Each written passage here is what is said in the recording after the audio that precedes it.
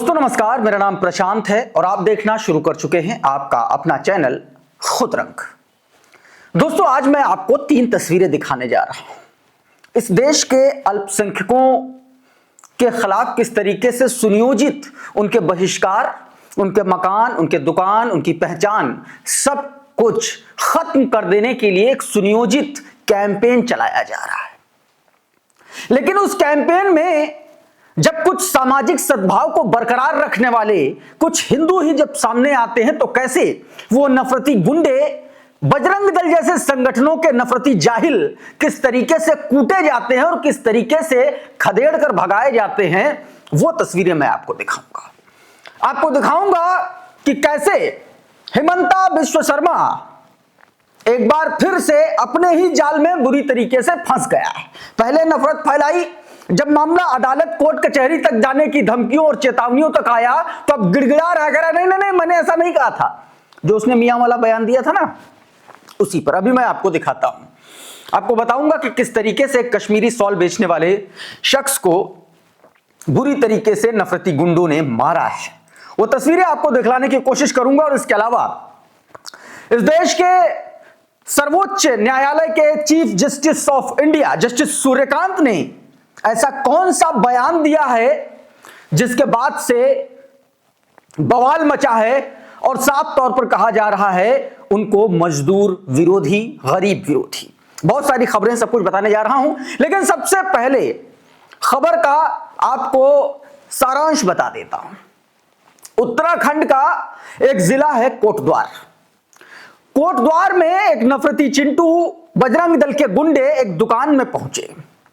दुकान के जो मालिक हैं वो मुस्लिम हैं और उन्होंने अपनी दुकान का नाम रखा, उसके आगे कुछ बाबा लिखा हुआ था। बस उसी बात से बिलबिलाए नफरती चिंटू, अरे बाबा कैसे, बाबा पर तो इनका एकाधिकार है, उनकी पहचान से ताल्लुक रखता है, ये दुनिया भर का टीम टाम बताते हुए दुकान में घुस गए और धमकाने लगे। पास में खड़ा एक हिंदू शख्स ये सब कुछ सुनता रहा जब तक उससे बर्दाश्त हुआ, और जब मामला बर्दाश्त से बाहर हुआ तो उसने ऐसा खदेड़ा है, ऐसा भगाया है, मारते मारते छोड़ा है। आप ये समझ लिए धक्का मुक्की करके उनको भगा दिया, बुरी तरीके से खदेड़ा है और ऐसा जलील किया है कि शायद अब दोबारा उस दुकान की तरफ आए। लेकिन है तो नफरती। आज 4 लोग आए थे, कल को 20 लोग आ सकते हैं, लेकिन दीपक जैसे लोग इस समाज में होने चाहिए। दीपक से उस नफरती चिंटुओं ने जब नाम पूछा तो पता है दीपक ने अपना नाम क्या बताया? मोहम्मद दीपक। आए बाएं साएं सब हवाइयां उड़ गई, अरे ये कौन सा नाम है, ये कैसा नाम? दरअसल जब किसी के ऊपर जुल्म होना और जब आप सामाजिक समरसता में, सद्भाव में यकीन रख रहे हैं अगर, तो आपको ऐसा ही करना चाहिए जैसा दीपक ने किया। यहां पर इन गुंडों के खिलाफ डट करके खड़े हो गए उस मुस्लिम शख्स के समर्थन में और भगा दिया वहां से, उनको खदेड़ दिया। ये वीडियो जरा देखिए। हम जब आपके पास आए थे पिछली बार, नहीं आपने कहा ना, आप नाम रखो, ठीक है? आपका नाम क्या है? अपना नाम? मेरा नाम मोहम्मद दीपक है भाई। मोहम्मद दीपक है आपका नाम, ठीक है। करिश्मा अकाविश लिख रही हैं ये वीडियो शेयर करते हुए। बजरंग दल का गुंडा पूछता है क्या नाम है, योग बोलता है कि मोहम्मद दीपक। गुंडा बोलता हाँ मोहम्मद दीपक। चौंक गया वो, ऐसे ये कौन सा नाम? दरअसल दीपक ने जानबूझकर अपना नाम ऐसा बताया ताकि इन नफरती चिंटुओं को और ज्यादा बिलबिलाहट पैदा हो।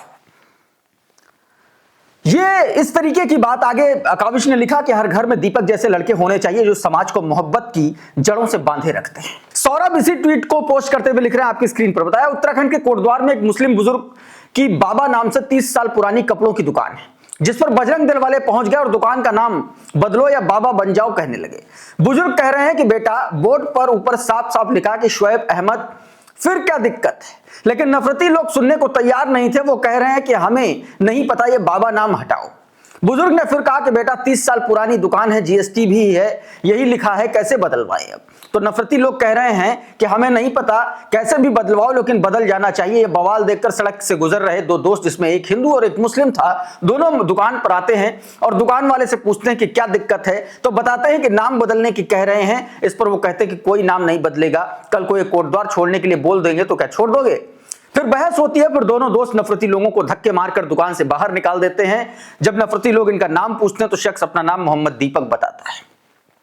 क्योंकि पुलिस कुछ नहीं करेगी, क्योंकि सरकार नहीं चाहती कि सरकार इसलिए नहीं चाहती क्योंकि जितना हिंदू मुस्लिम होगा उसे फायदा होगा, इसलिए आम हिंदू लोगों को ही इस तरीके के नफरतियों को जवाब देना होगा। और ये एकदम सही बात लिखी है।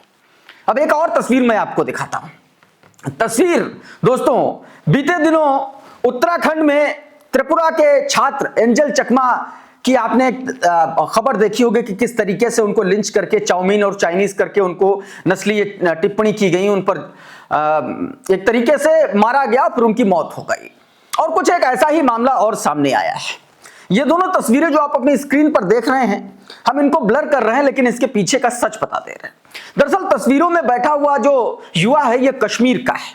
उत्तराखंड में शॉल बेच करके अपनी आजीविका चलाने ये आया था, लेकिन कुछ लोगों ने अपना पेट भरने आदि को जॉम्बीज उन पर नजर पड़ी और उन्होंने इस युवक को नस्लीय आधार पर जानवरों की तरह पीट पीट कर अधमरा कर दिया, सिर की हड्डी तोड़ दी, हाथ तोड़ दिया। और उत्तराखंड सरकार और उसकी पुलिस अगर आरोपियों का जुलूस नहीं निकालती तो समझ लीजिएगा कि ये जॉम्बी सरकार ही पाल रही है। सीधे तौर पर यह बात लगातार कही जा रही है। मतलब आप सोचिए कि सिर्फ और सिर्फ धर्म देखकर इस तरीके की घटनाएं लगातार हो रही है।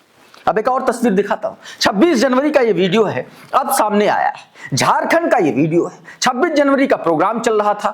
ये वीडियो आप देखिए आपकी स्क्रीन पर। ये 26 जनवरी के प्रोग्राम के दौरान की तस्वीरें हैं। कुछ मुस्लिम समाज से आने वाली छात्राएं हिजाब पहन करके गई थी।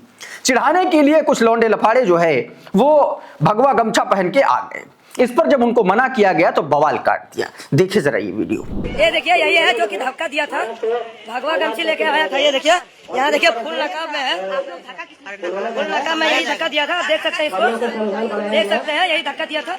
ये देखिए गमछी है जो कि इसको धक्का दिया था। 26 जनवरी का दिन है और देखिए फुल नकाब में आया है जो कि कोई एक्शन कोई रिएक्शन नहीं। पर एक लड़का अगर भगवा गमछी लेके आया तो उस पर रिएक्शन हो गया।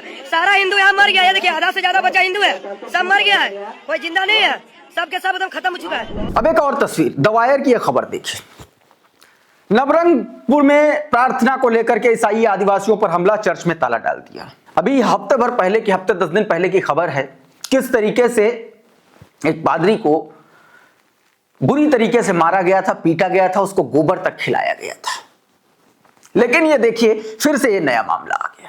और उससे पहले कुछ दिन पहले ही एक शख्स की लिंचिंग कर दी गई थी, उसको मार दिया गया था। ये उड़ीसा में हो रहा है। आखिर ऐसा क्या है कि जहां जहां भाजपा कदम रखती है वहां वहां लिंचिंग और लोगों को सरेआम पीट पीट कर मार डालने की घटनाएं बढ़ जाती हैं? सवाल ये भी है दोस्तों।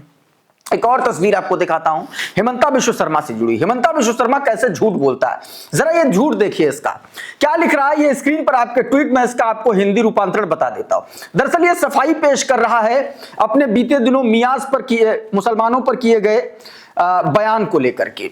अब ये जो सफाई पेश कर रहा है उसमें इसने साफ साफ लिखा है कि जो लोग मियां शब्द पर मेरी टिप्पणी को लेकर के मुझ पर हमला कर रहे हैं, जो असम में बांग्लादेशी मुस्लिम और अवैध प्रवासन के संदर्भ में इस्तेमाल होता है, उन्हें एक पल रुक करके पढ़ना चाहिए और भारत के सर्वोच्च न्यायालय ने स्वयं असम के बारे में क्या कहा है।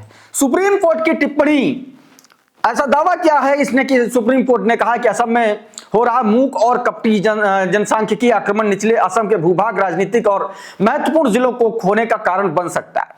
ये सीधे तौर पर ये सुप्रीम कोर्ट की टिप्पणी डालते हुए इसने अपना झूठ जो है पलटने की कोशिश की, लेकिन इसके झूठ को बेपर्दा कर दिया मोहम्मद जुबैर ने उसके 2 बयानों को कोट करते हुए। दोनों पुराने बयान आसपास आप देखिए पैरेलली आपकी स्क्रीन पर है। एक में क्या लिखा, मियां मुस्लिम डोंट वोट फॉर अस, यानी कि BJP, I am saying this is on the basis of experience, they didn't vote us in panchayat and 2014 Lok Sabha poles, BJP will not gate vote in the seats that are their hand. सीधे तौर पर यह बात इसने कही। दूसरा ट्वीट भी देख लीजिए।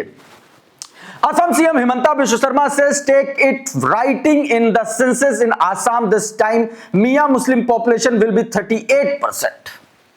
सीधे तौर पर मुसलमानों के खिलाफ यह पूरा का पूरा अभियान चलाया हुआ है। यह व्यक्ति नफरत फैला रहा है, जहर बुझा ये व्यक्ति, जहर फैलाने वाला ये शख्स अब सुप्रीम कोर्ट की पुरानी टिप्पणी, ऐसा दावा कर रहा, पता नहीं सुप्रीम कोर्ट ने टिप्पणी की है कि नहीं की है, लेकिन यह दावा कर रहा है, उसकी आड़ में छुपने की कोशिश कर रहा है। मोहम्मद जुबैर ने ये दोनों तस्वीरें शेयर की और लिखा, और कितना झूठ बोलोगे Himanta Biswa Sarma, you have been referring to Indian Muslims as मियां Muslim, not only Bangladeshi Muslim. सीधे तौर पर यह बात कही गई।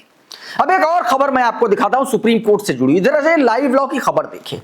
ये चीफ जस्टिस ऑफ इंडिया की टिप्पणी है और इसी टिप्पणी पर अब सवाल उठ रहे हैं। चीफ जस्टिस ऑफ इंडिया ने ट्रेड यूनियंस पर सवाल उठाते हुए कहा कि how many industrial units close in the country due to trade union, they are largely responsible for stopping industries growth in country। सीधे तौर पर बताया गया कि बहुत सारे ऐसे उद्योग धंधे थे जो ट्रेड यूनियन की वजह से बंद हो गए। अब इस पर लोग सवाल उठ रहे हैं कि चीफ जस्टिस ऑफ इंडिया की यह टिप्पणी गरीब और मजदूर विरोधी है। डॉक्टर मुकेश कुमार लिख रहे हैं कि सोचिए अगर सुप्रीम कोर्ट के चीफ जस्टिस के ये विचार हैं तो मजदूरों को अदालत से क्या मिलेगा, वो उद्योगपतियों के लिए ही हक में फैसला देगा। इस तरीके की बात कही जा रही है। एक और खबर देखिए, ये दोस्तों यूजीसी से जुड़े हुए सुप्रीम कोर्ट के फैसले से जुड़ी हुई है खबर, उससे संबंधित खबर। सुप्रीम कोर्ट ने दोस्तों बीते दिन यूजीसी के नए नियमों नए कानूनों पर रोक लगा दी।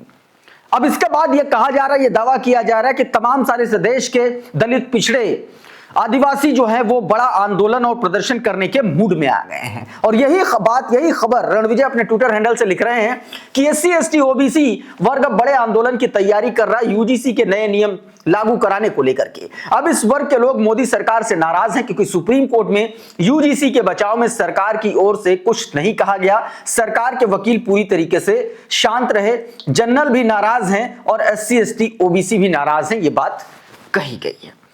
और चलते चलते एक ट्वीट में आपको उत्तर प्रदेश से भारतीय जनता पार्टी के एक सांसद का अभूतपूर्व तरीके से उसकी संपत्ति में बढ़ोतरी से जुड़ा हुआ जरा यह खबर देखिए। यह आरटीआई एक्टिविस्ट कुणाल शुक्ला हैं, उन्होंने ट्वीट किया, बताया कि फर्रुखाबाद लोकसभा सीट से भाजपा सांसद मुकेश राजपूत की संपत्ति 2014 में 7 लाख रुपए थी जो 2024 में बढ़कर के 10 करोड़ रुपए हो गई। यह कुल वृद्धि 12,821% की है। इधर भगत आज भी 5 किलो मुफ्त सरकारी राशन पर निर्भर हैं। दरअसल ये बताने की कोशिश कर रहे हैं कि किस तरीके से भारतीय जनता पार्टी की सरकारों में करप्शन व्याप्त है। अब एक और तस्वीर देखिए कि किस तरीके से गोदी मीडिया जब भाजपा का ग्राफ डाउन जाने लगता है, कैसे गोदी मीडिया अपने नैरेटिव के जरिए, अपने झूठे सर्वेस के जरिए इमेज चमकाने का काम करता है। जरा India today mood off the nation की यह खबर देखिए। इन्होंने एक सर्वे किया है, इस सर्वे में इन्होंने बताया है कि एनडीए अगर आज चुनाव लोकसभा के हो जाए तो एनडीए को 352 सीटें मिलेंगी, इंडिया को 182 और अन्य को 9 सीटें मिलेंगी।